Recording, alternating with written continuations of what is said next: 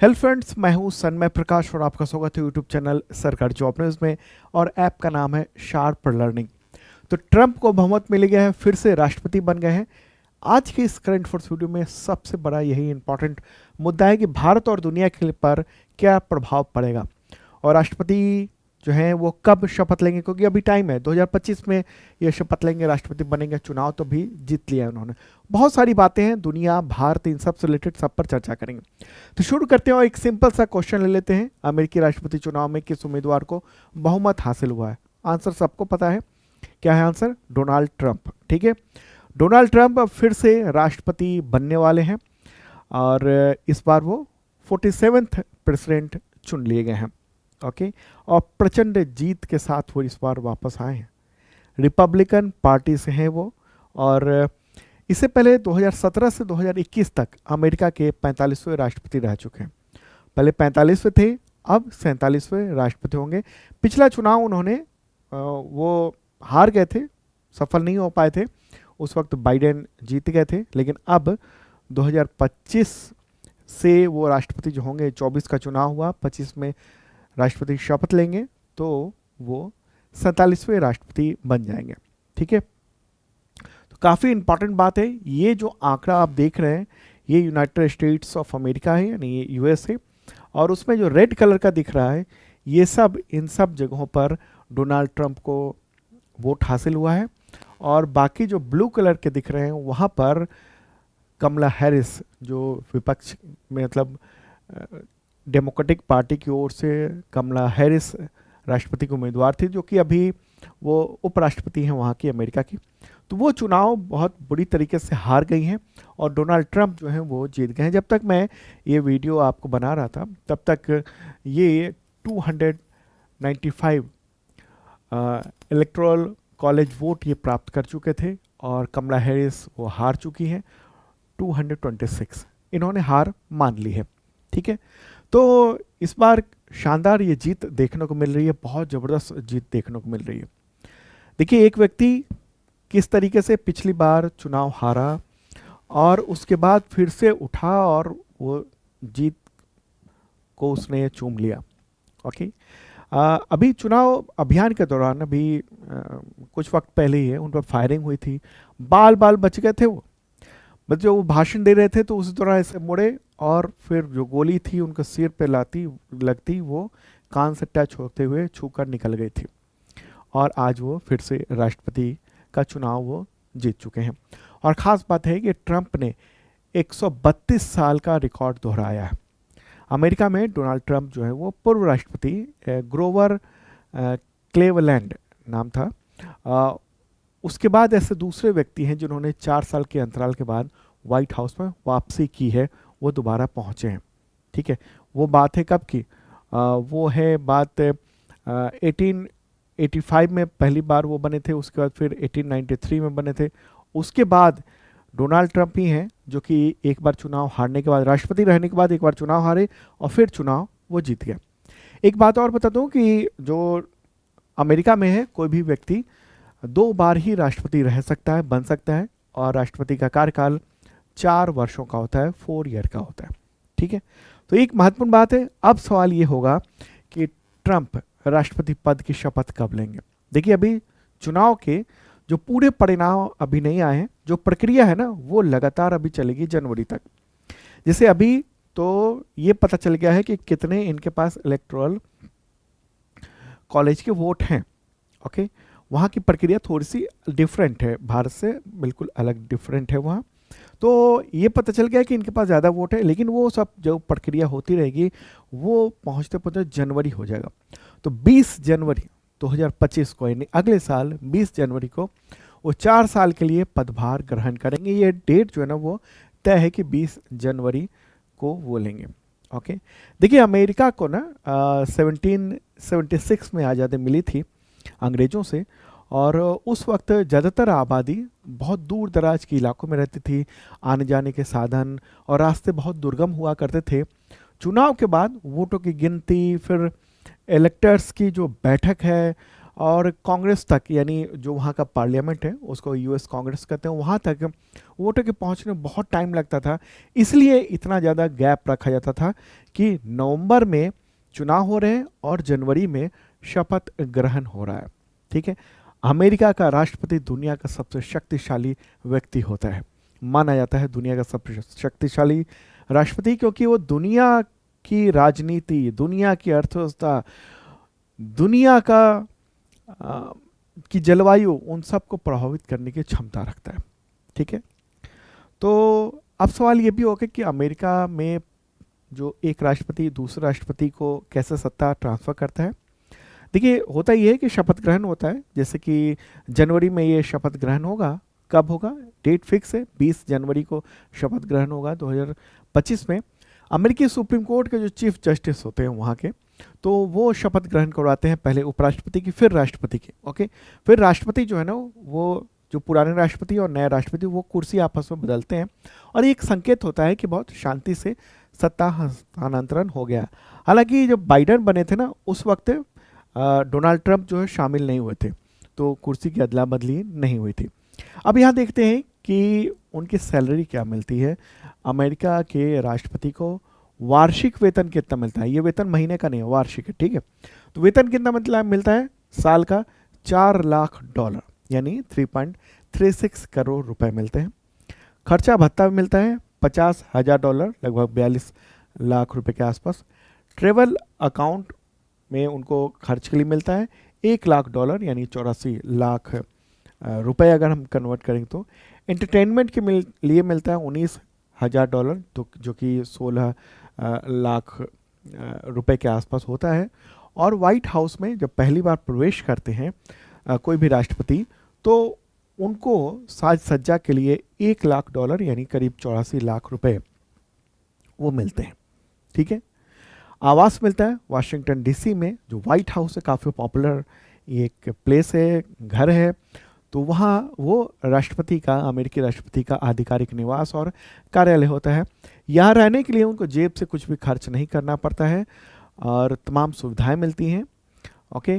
और जब राष्ट्रपति प्रवेश करते हैं वहाँ पहली बार तो $1 लाख जो है मिलता है, ताकि उसको रिनोवेट करा सकें, कुछ ज़रूरी चीज़ें हैं तो वो करा सकें तुरंत ही। ठीक है।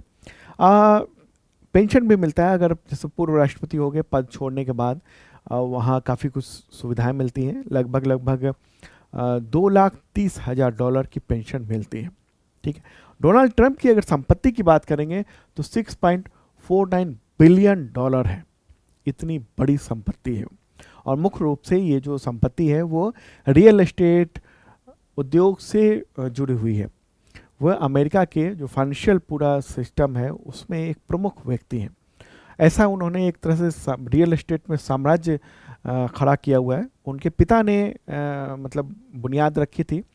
ट्रंप भी थे साथ में, और न्यूयॉर्क के बहुत बड़े डेवलपर के रूप में वो माने जाते हैं। दुनिया भर में अब तो उनके जो है ना वो प्रोजेक्ट वो चलते हैं। भारत में भी इनका ट्रंप जो प्रोजेक्ट है वो चलता है रियल एस्टेट का, यानी बिल्डिंग्स बनाने का।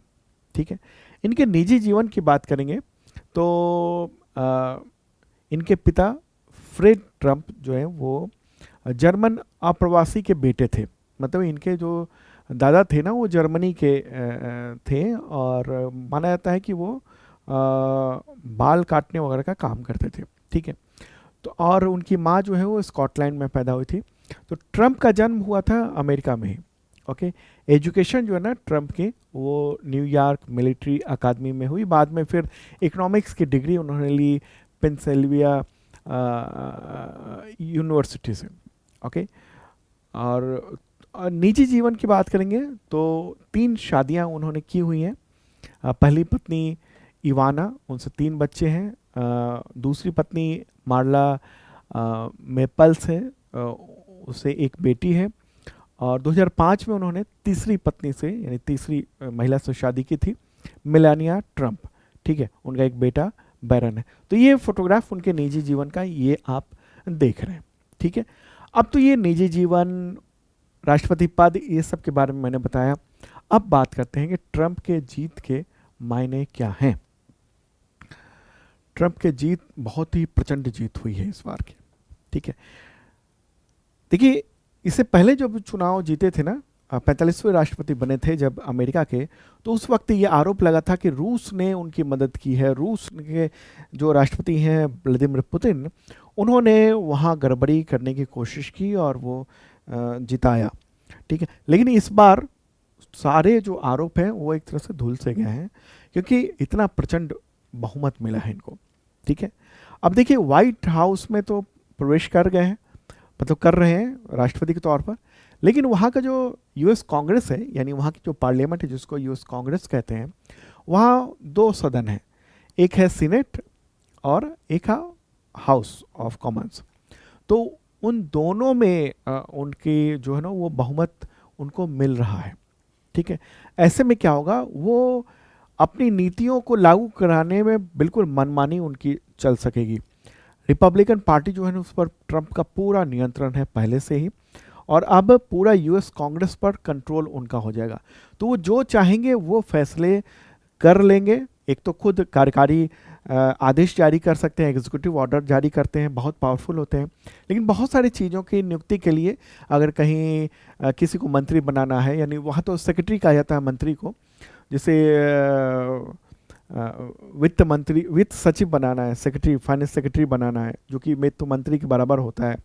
ठीक है, तो उसके लिए सीनेट से परमिशन लेनी होती है, वहाँ से पास कराना होता है, या कोई विधेयक ही पास कराना है इनको फाइनेंशियल खर्चे के लिए, तो वो सब बहुत आसानी से हो जाएगा, जो कि पूर्व राष्ट्रपतियों को काफ़ी दिक्कत होती रही है।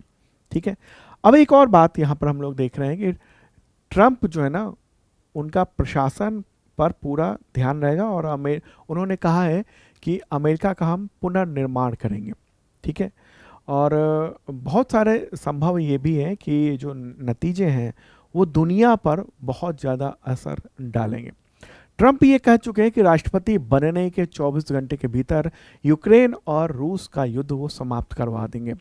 देखिए ये माना जाता है कि ट्रंप का पुतिन के साथ अच्छा संबंध है निजी तौर पर। ठीक है, तो ये भी हो सकता है कि ये जब वो जनवरी में राष्ट्रपति की पद की शपथ ले लेंगे, तो फिर हो सकता है कि बहुत जल्दी, 24 घंटे में तो नहीं कह सकते, लेकिन बहुत जल्दी वो युद्ध जो है वो रुकवा देंगे। यहाँ तक कि उन्होंने कहा हुआ है कि मिडिल ईस्ट यानी पश्चिम एशिया, जहाँ पर जो युद्ध चल रहा है, इजराइल जो है वो लगातार हमले कर रहा है, गजा पर बहुत बुरी स्थिति कर दी है, इसके अलावा ईरान से जो तनाव है, यहाँ भी कुछ कंट्रोल करने की कोशिश वो कर सकते हैं। देखिए अमेरिका का जो राष्ट्रपति होता है वो दुनिया का बॉस माना जाता है। देखिए अभी अमेरिका जो है ना कुछ वक्त में भले ही उतना शक्तिशाली ना रहा हो, लेकिन अभी भी मतलब उनके बहुत पावरफुल व्यक्ति है वो। ठीक है, जो भी राष्ट्रपति होता है, और इतना ही नहीं, जितनी भी अंतर्राष्ट्रीय संस्थाएं हैं उनमें अमेरिका का दबदबा बहुत ज़्यादा है। उन सब अंतर्राष्ट्रीय संस्थाओं में फंडिंग सबसे ज़्यादा वही देता है, इसलिए उसका दबदबा बहुत ज़्यादा है। ठीक है, तो ये सब चीज़ें हैं, बहुत बड़ा दानदाता है वो अमेरिका अंतर्राष्ट्रीय संस्थाओं का, चाहे यूनाइटेड नेशंस हो, चाहे यूनाइटेड नेशंस के जितने ऑर्गेनाइजेशंस हो, वर्ल्ड बैंक हो, IMF हो, और तमाम ऑर्गेनाइजेशन हो। तो इससे क्या होता है ना, उसका असर काफ़ी होता है। और अमेरिका जो भी फैसले लेता है, वहाँ के राष्ट्रपति जो फैसले लेते हैं, उसका असर अमेरिका सहित भारत ही और पूरी दुनिया पर असर पड़ता है। ठीक है, तो अब देखते हैं आगे क्या होता है। अगर हम आर्थिक नीतियों की बात करें, उससे पहले एक ट्वीट देख लेते हैं कि प्राइम मिनिस्टर नरेंद्र मोदी ने ट्वीट किया और बधाई दी कि ये जो शानदार जीत उन्होंने हासिल की है उसके लिए। टेलीफोन पे भी बातचीत हुई है दोनों देशों के नेताओं के बीच में।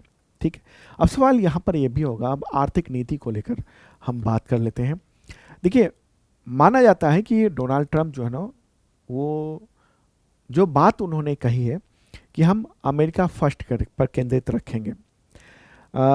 यहाँ एक बात बताऊँ आपको कि जो अमेरिका में जो इस बार प्रचंड बहुमत मिला है, उसकी कई सारी वजह हैं। एक वो वजहों पर भी चर्चा कर लेते हैं। देखिए हुआ ये वहाँ पर कि जो बाइडन जो राष्ट्रपति थे, उनको बहुत ही अक्षम राष्ट्रपति के तौर पर माना गया लगातार पिछले कुछ दिनों में। और उनके जो मंत्री वगैरह थे ना, खासतौर पर विदेश मंत्री हैं, वही माना जाता था वही सरकार चलाते हैं। क्योंकि कई बार भाषणों में आप देखते होंगे कि जो बाइडेन जो है ना, वो बोलते बोलते कुछ और बोल जाते थे, ऊँग जाते थे। यहाँ तक कि एक बार तो एक सम्मेलन में क्या हुआ कि वो उन्होंने किसी और को अपनी पत्नी समझ लिया, उसके पास जा रहे थे तो रोका लोगों ने, अरे नहीं नहीं नहीं, वहाँ मत जाओ आप, ठीक है। तो एक तो बाइडेन की छवि बहुत खराब हो गई थी। इसके अलावा जो युद्ध जो इसराइल ने गजा पर जिस तरीके से बरपाया, देखिए हमास ने जो हमला किया था वो किया था, लेकिन उसके बाद जो गजा पर जो हमला हुआ है, जिस तरह से विनाश हुआ वहाँ पर, वहाँ हजारों हजारों लोगों को मार डाला गया है, तो वो उसको और आग भड़का रहे थे। तो इससे भी वहाँ की जनता जो है ना वो परेशान थी अमेरिका की। यहाँ तक कि जो यूक्रेन वाला मामला देख लीजिए कि यूक्रेन को पहले चढ़ाया फुलाया, उसके बाद जब रूस ने हमला किया उसके बाद बहुत कुछ नहीं कर पाया। रूस अभी दिख रहा है कि वो अभी भी पावरफुल के तौर पर है। इसके अलावा अमेरिका में ना रोजगार की बहुत बड़ी समस्या हुई, बेरोजगारी की बड़ी समस्या हुई है अमेरिका में। तो युवाओं ने खास तौर पर, और जो भी वहाँ कामगार लोग हैं, वो सब बम्पर वोट दिया है इनको। उनको एक लगा कि अभी यही है। तो इस चक्कर में क्या हुआ, जो कमला हैरिस थी वो चुनाव हार गई। देखिए कमला हैरिस को भी जो चुनाव में मैदान में उतरने में काफ़ी टाइम लग गया था, क्योंकि उनकी जो पार्टी थी डेमोक्रेटिक पार्टी, तो वो फैसला बहुत देर से कर पाई थी। ओके, अब बात करते हैं कि आर्थिक नीतियों पर। आर्थिक नीति डोनाल्ड ट्रंप की अमेरिका फर्स्ट पर केंद्रित रहेगी। ट्रंप अपने पहले कार्यकाल में ही, जब वो 45वें राष्ट्रपति बने थे, उस दौरान ही अमेरिकी उद्योगों को संरक्षण देने की नीति अपनाई थी। और इस चक्कर में चीन और भारत पर खास तौर पे वहाँ यहाँ से जो सामान जाता है उस पर भारी टैरिफ लगा दिया था, शुल्क लगा दिया था। मिसाल के तौर पर अगर हम कहें तो भारत से जो अमेरिकी जो हार्ले डेविडसन मोटरसाइकिल है ना, वो कहा था कि भारत जो है ना टैरिफ कम करे। 100% के आसपास हार्ले डेविडसन मोटरसाइकिल्स पर भारत टैरिफ लगा रहा था, मतलब वहाँ से हम आयात कर रहे हैं तो उस पर 100% टैक्स लगा रहे हैं, ठीक है। तो इस पर काफ़ी नाराज़गी व्यक्त की थी उस वक्त जब वो राष्ट्रपति थे, और कहा कि कम करो, और बाद में इस पर टैरिफ कम भी हुआ था, ठीक है। ट्रंप ने अमेरिका फर्स्ट का नारा दिया हुआ है, और वो अमेरिकी वस्तुओं और सेवाओं के आयात पर ज़्यादा से ज़्यादा जो है ना वो टैरिफ लगाने वाले देशों के खिलाफ कार्रवाई कर सकते हैं। मतलब अमेरिका से जो सामान जा रहा है, सर्विसेज जा रही हैं, उस पर अगर ज़्यादा टैक्स है तो उस पर कार्रवाई हो सकती है, और भारत भी इस घेरे में आ सकता है, ठीक है। प्राइम मिनिस्टर नरेंद्र मोदी के उनसे रिश्ते ठीक ठाक हैं, अच्छे रहे हैं पिछले चुनाव में। इस बार जब वो चुनाव लड़ रहे थे ना ट्रंप, तो उन्होंने घोषणा कर दी थी कि प्राइम मिनिस्टर नरेंद्र मोदी आ रहे हैं अमेरिका। अभी कुछ महीने पहले अमेरिका गए थे, तो हमसे मुलाकात करेंगे। लेकिन जो हाउडी मोदी वाला जो अभियान हुआ था, जिसमें ट्रंप के लिए अपरोक्ष रूप से उन्होंने, प्राइम मिनिस्टर नरेंद्र मोदी ने एक तरह से प्रचार सा कर दिया था, उसका चुनाव हार गए थे। तो अनिश्चितता जो थी ना, उसकी वजह से इस बार न तो अभी हाल के बीच में प्राइम मिनिस्टर नरेंद्र मोदी न तो ट्रंप से मिले और न ही कमला हैरिस से मिले, मतलब कोई भी जो राष्ट्रपति का उम्मीदवार है उससे मुलाकात नहीं की थी, ठीक। भारत और चीन पर क्या असर पड़ेगा, भारत पर क्या असर पड़ेगा? भारत पर एक तो मैंने बताया कि ड्यूटी पर बहुत असर पड़ेगा। ड्यूटी मतलब कि जो टैक्सेस हैं उस पर बहुत असर पड़ सकता है भारत पर। भारत से कहा जा सकता है, क्योंकि अभी हम क्या है ना कि चीन से व्यापार के घाटे में है और अमेरिका से व्यापार के फायदे में है। मतलब अमेरिका जो है ना भारत से व्यापार करके नुकसान में है, हम फायदे में हैं। तो ऐसे में वो कहेगा कि बैलेंस करो, हमसे भी सामान खरीदो, बड़े पैमाने पर खरीदो, ठीक है। उधर हम चीन से ज़्यादा सामान लेते हैं, तो इस तरह से हमारा एक तरह से बैलेंस होता है कि हमने उधर ज़्यादा बेचा, उधर से ज़्यादा खरीदा, तो एक तरह से जो विदेशी मुद्रा है उसको बैलेंस की ओर हम बना के रखते हैं। लेकिन अमेरिका यही चाहेगा कि आप ज़्यादा से ज़्यादा सामान हमसे खरीदो, ठीक है। बहुत सारी चीज़ें होती हैं। डोनाल्ड ट्रंप जो है ना वो चीन के कट्टर विरोधी माने जाते हैं। उनके पहले कार्यकाल के दौरान अमेरिका और चीन के बीच रिश्ते बहुत ही ख़राब हो गए थे। ये स्थिति जो है ना वो एक तरह से कहें कि भारत और अमेरिका के संबंधों को और मजबूत भी कर सकता है, रक्षा संबंध को खास तौर पर, क्योंकि चीन पर टारगेट करेंगे वो अगर करते हैं, वही वाली स्थिति रहती है, तो भारत को मजबूत रखना होगा। और पहले कार्यकाल के दौरान उन्होंने क्वाड को मजबूत करने के लिए काफ़ी सक्रियता दिखाई थी। क्वाड जो 4 देशों का संगठन है, फोरम है कहिए, अमेरिका, ऑस्ट्रेलिया, भारत और जापान, इन सब का, ठीक है। और कश्मीर के मुद्दे पर उन्होंने ये भी कहा था कि भारत और पाकिस्तान के बीच वो मध्यस्थता कर सकते हैं, प्रस्ताव दिया था मध्यस्थता तक का, लेकिन फिर भारत को ये पसंद नहीं आया था उस वक्त, ठीक है। एक और दिक्कत ये हो रही है कि चीन के खिलाफ है बहुत बड़े पैमाने पे, और अभी हमारा जो चीन के साथ जो है ना वो सीमा विवाद को लेकर हम बहुत सारा वार्ता कर रहे हैं, जो तनाव था उसको ख़त्म करने की कोशिश कर रहे हैं। और ऐसे में अमेरिका अगर चीन पर प्रेशर डालता है तो कहीं ना कहीं भारत पर दबाव वो बना सकता है, यानी ट्रंप बना सकते हैं, बेहतर संबंध ना होने पाए, ये भी हो सकता है, ठीक है। भारत को लेकर कहें तो मानवाधिकार का मुद्दा जो है ना वो उस पर वो बहुत कुछ नहीं कहते रहे। जैसे ये जो बाइडन जो है ना वो उनके कार्यकाल में मानवाधिकार पर बहुत सारी रिपोर्ट्स आती रही हैं अमेरिका की ओर से, लेकिन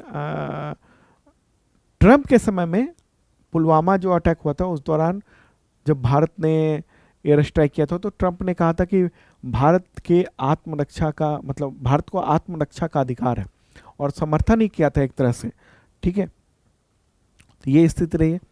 एक और बात बताऊं, पड़ोसी देश है बांग्लादेश, तो बांग्लादेश को लेकर वो काफ़ी मुखर रहे हैं अभी के चुनाव में। बांग्लादेश में आपको पता है कि शेख हसीना जो है उनको भागना पड़ा, वहाँ से छोड़ कर आना पड़ा। बांग्लादेश के सवाल पर अभी हाल ही में उन्होंने चुनाव के दौरान ही खुलकर भारत का साथ दिया था। ट्रंप ने कहा था कि बांग्लादेश में अल्पसंख्यकों की सुरक्षा जो है वो दिक्कत में है। उन्होंने हिंदुओं, ईसाइयों और दूसरे अल्पसंख्यकों को जो कि बांग्लादेश में हैं उनके खिलाफ हिंसा पर सोशल मीडिया प्लेटफॉर्म पर लिखा था, बोला भी था, कहा था कि मैं बांग्लादेश में हिंदू, ईसाई और दूसरे अल्पसंख्यकों के खिलाफ हिंसा और भीड़ की लूट की कड़ी निंदा करता हूं, और इस वक्त बांग्लादेश पूरी तरह से अराजकता में है। और ये भी कहा था कि अगर मैं राष्ट्रपति रहता तो ऐसा कतई नहीं होता। मतलब एक इशारा था कि वहाँ सत्ता परिवर्तन नहीं होता, क्योंकि माना जा रहा है कि बांग्लादेश में जो सत्ता परिवर्तन हुआ, जो वहाँ सत्ता परिवर्तन हुआ उसमें अमेरिका का दखल बहुत ज़्यादा था, ठीक है। तो अमेरिका जो है ना अब जो ट्रंप के शासनकाल में अमेरिका फर्स्ट नीति पर जरूर रहेगा, ये देखने को मिलेगा। व्यापार नीति में वो चीन के साथ व्यापार युद्ध शुरू कर सकता है, वर्ल्ड ट्रेड ऑर्गेनाइजेशन में सुधार वगैरह की बात कर सकता है। ईरान के साथ तनाव बढ़ सकता है, ये भी माना जा रहा है, क्योंकि जब वो राष्ट्रपति बने थे पहली बार तो फिर क्या हुआ था कि ईरान के साथ जो परमाणु समझौते थे उससे अमेरिका बाहर आ गया था, और इससे वहाँ अस्थिरता में योगदान मिला था। लेकिन अभी वो कह रहे हैं कि हम जो है उस हालात को सामान्य रखेंगे। जलवायु समझौते जो हैं उससे वो निकल गए थे बाहर जब वो उस वक्त राष्ट्रपति थे। 2017 में पेरिस जलवायु समझौते से खुद को अलग कर लिया था। तो ये भी एक चिंता की बात हो रही है, ठीक है। लेकिन बाद में जब जो बाइडन आए तो वो उन्होंने ज्वाइन कर लिया था पेरिस जलवायु समझौते में, ओके। और अगर हम वैश्विक मंच पर देखेंगे, अगर हम देखिए उत्तर कोरिया के जो राष्ट्रपति हैं, वहाँ के जो चीफ हैं, राष्ट्रपति क्या कहें, किम जोंग उन, उत्तर कोरिया के, तो उसके साथ ऐतिहासिक बैठकें भी की थी, वहाँ शांति की कोशिशें भी की थी, यहाँ तक कि नाटो में सुधार की बात कही थी। नाटो जो है ना, जिस पर अमेरिका का बहुत ज़्यादा फंड लगता है, कहा था कि बाकी देश जिनके लिए नाटो है वो भी फंड करें, बढ़ाएं, ठीक है। तो आने वाले वक्त में अभी यूक्रेन रूस युद्ध, इजराइल ईरान तनाव, इन सब पर देखने को मिलेगा असर, ठीक है। और मुद्दा एक और है, काफ़ी चर्चा में रहा है, एलन मस्क, एक्स के जो मालिक हैं और स्पेस एक्स के जो सीईओ हैं एलन मस्क, वो खुले तौर पर राष्ट्रपति पद के चुनाव में सामने आए ट्रंप के साथ, ठीक है। भाषणों में तो खूब साथ दिया, और अब चुनाव जीतने के बाद शानदार इंसान कहा है इनको, ठीक है। तो इनका असर भारत में हो सकता है, क्योंकि इनका जो स्टारलिंक प्रोजेक्ट है ना, स्टारलिंक प्रोजेक्ट मतलब कि सैटेलाइट से इंटरनेट देने की जो सुविधा है, ये भारत में घुसना चाह रहे हैं, यहाँ पर सुविधा देना चाह रहे हैं। लेकिन भारत के जो सरकार है वो कई सारी चीज़ें, मतलब चूँकि भारत की जो कंपनियां हैं उस पर असर होगा, इसलिए एक तरह से अभी रेगुलेटर के तौर पर ट्राई के तरफ से ही थोड़ी सी उसको इसके प्रोसेस को धीमा किया हुआ है कि ये इंटर जल्दी ना करें। लेकिन अब ये चूँकि अमेरिकी राष्ट्रपति जो नए हैं चुने गए हैं, उनके बिल्कुल करीबी हैं, तो भारत में स्टारलिंक प्रोजेक्ट बहुत तेज़ी से आ सकते हैं। तो ऐसे में भारत में जो टेलीकॉम क्षेत्र है उसमें बड़ा बदलाव देखने को मिल सकता है, ठीक है। तो ये तो महत्वपूर्ण बातें थी जो कि आपने जाना, ठीक है। और ये सब मैंने पीडीएफ में दे दिया है डिटेल। और आपको बताऊं कि अगर इस तरह के करंट अफेयर्स आप जानना चाहते हैं, देखना चाहते हैं, तो आप करंट अफेयर्स का मेंबरशिप प्लान भी ले सकते हैं। दो तरह के मेंबरशिप प्लान है, एक आईएसपीसीएस मेंबरशिप प्लान है, एक बेसिक मेंबरशिप प्लान है। और उसके ज़रिए तैयारी शानदार हो जाती है। उसके ज़रिए 1 साल तक करंट अफेयर्स तैयारी होती है, पिछले 2 सालों के कंटेंट भी मिल जाते हैं, पुराने करंट अफेयर्स भी, और आने वाले जो एग्जामिनेशन है उसमें बहुत काम आने वाला है। और एक और बात बताऊं, बीपीएससी का 71st बीपीएससी के लिए हम लोग ने जीएस बैच भी शुरू कर दिया है। बैच 2 है, सेकेंड बैच, तो ज्वाइन कर सकते हैं, बहुत मामूली सा प्राइस है। ऐप है शार्प लर्निंग, इस वीडियो के डिस्क्रिप्शन में लिंक दिया हुआ है, या आप गूगल प्ले से भी डाउनलोड कर सकते हैं। चलिए आगे बढ़ते हैं, अगला क्वेश्चन लेते हैं। अमेरिका के अगले उपराष्ट्रपति कौन होंगे? आंसर का जेडी वेंस। क्या नाम है? JD Vance. देखिए, डोनाल्ड ट्रंप ने यह ऐलान किया हुआ है कि उनके उपराष्ट्रपति पद के उम्मीदवार जेडी वेंस हैं, और वेंस की पत्नी का नाम उषा है, ठीक है। तो ये बन सकते हैं, ओके। आगे बढ़ते हैं, अगला क्वेश्चन लेते हैं, फटाफट अब विराम देते हैं इस वीडियो को। पत्रिका यानी मैगजीन है ग्लोबल फाइनेंस, उसने आरबीआई के गवर्नर शक्तिकांत दास को लगातार दूसरे वर्ष केंद्रीय बैंक रिपोर्ट कार्ड 2024 में कौन सा अवार्ड दिया है? आंसर का A+ अवार्ड दिया गया, A+ अवार्ड दिया गया। और ये अमेरिका के वाशिंगटन डीसी में ये सम्मान इनको मिला है, ठीक है। ये सम्मान उनको मिला है कि जो महामारी, यूरोप में जो युद्ध चल रहा है, उधर बहुत सारी चुनौतियां अंतर्राष्ट्रीय, उसके बावजूद जो आरबीआई की जो कार्रवाई है वो बेहतरीन ढंग से कराने के लिए ये मिला है उनको अवार्ड। अगला क्वेश्चन लेते हैं, इनमें से किस देश ने श्री श्री रविशंकर को अपना सर्वोच्च सम्मान दिया है? आंसर क्या होगा? फिजी, ठीक है। अवार्ड का नाम क्या है? Honorary officer of the order of Fiji. ये सम्मान फिजी के राष्ट्रपति उन्होंने ये प्रदान किया है, ठीक है। श्री श्री रविशंकर जो है वो आर्ट ऑफ लिविंग फाउंडेशन के संस्थापक हैं, और कई देशों में ये जो संगठन है वो काम करते हैं। चलिए आगे बढ़ते हैं, अगला क्वेश्चन लेते हैं। भारतीय विकेट कीपर बल्लेबाज रिद्धिमान साहा ने क्रिकेट के किस प्रारूप से संन्यास लेने की घोषणा कर दी है? आंसर होगा ए और बी दोनों, यानी अंतर्राष्ट्रीय क्रिकेट और घरेलू क्रिकेट दोनों से संन्यास लेने की घोषणा कर दी है उन्होंने, ठीक। कहा है कि रणजी का जो मैच होगा ना, वो उनका इस बार का आखिरी मैच होगा क्रिकेट में, उसके बाद वो संन्यास ले रहे हैं, ठीक है। अगला क्वेश्चन लेते हैं, दीपोत्सव के दौरान वर्ष 2024 में अयोध्या में कितने दीप जलाकर गिनीज वर्ल्ड रिकॉर्ड बनाया गया है? आंसर का इसका 25.12 लाख इतने दीप जलाए गए हैं, और एक रिकॉर्ड बनाया गया वहाँ पर अयोध्या में, गिनीज वर्ल्ड रिकॉर्ड बना है सरयू नदी के किनारे, ठीक है। अगला क्वेश्चन लेते हैं, शिशु संरक्षण दिवस कब मनाया जाता है? आंसर का इसका 7 नवंबर को मनाया जाता है। ये दिन शिशुओं के जीवन को बचाने, पर्याप्त सुरक्षा, देखभाल, इन सब के लिए जागरूकता के लिए मनाया जाता है। अगला क्वेश्चन, युद्ध और सशस्त्र संघर्ष में पर्यावरण के शोषण को रोकने के लिए अंतर्राष्ट्रीय दिवस कब मनाया जाता है? आंसर का 6 नवंबर को मनाया जाता है ये दिवस, ठीक है। 6 नवंबर को दिवस मनाया जाता है। संयुक्त राष्ट्र ने इस दिवस को घोषित किया हुआ है।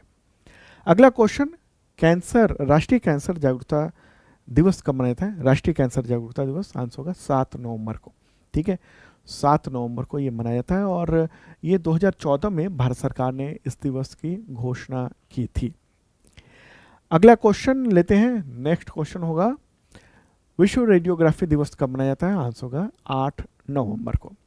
एक्सरे की खोज को सम्मान देने के लिए ये दिवस मनाया जाता है।